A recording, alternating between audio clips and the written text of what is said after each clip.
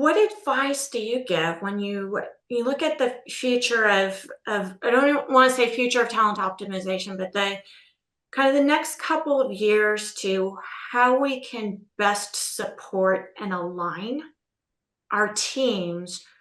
What should we be thinking of? It's it's ever changing. And so, God forbid we have another situation like COVID, right? Where that was a dramatic shift very quickly, right? Everybody Mhm. made it through. Most companies accommodated it very quickly, right?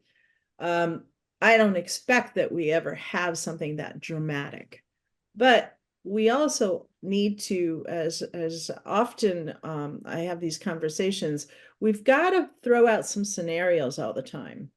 Not a classic what if, but I'm going to throw some goals out there because this is where we're going. This is where we want to win. This is how we're going to win. It's a classic strategy alignment, let's say.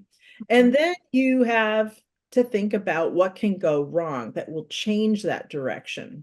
All right. And as I'll call it the risk and the mitigation at the strategy level, because at that point, you can make some decisions how you're going to actually mitigate that change. All right. Is it something you can't attain because of something outside forces, inside forces?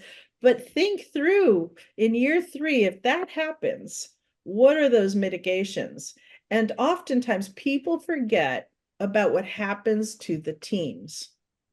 It's as important to think about that as a talent management kind of thought process to say, well, if we lose XYZ clients or customers, how does this affect my team? Well, already be thinking about, well, is there a redeploy? Is there a different product strategy? All of these things come together. And I don't think we want to think that hard about those things. And those are the things that I'm the squeaky wheel in those meetings going, okay, what if?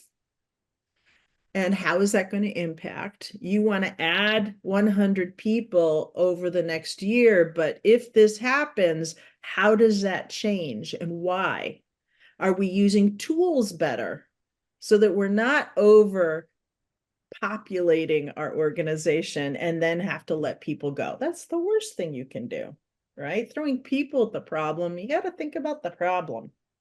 So I think that over the next few years, we have to be more conscious about it because, essentially we have an election. We have all these economists talking about potential recessions, depressions. These are all reality things that we got to just think about, but also how it could impact our teams and our people, which is still the most expensive resource we have.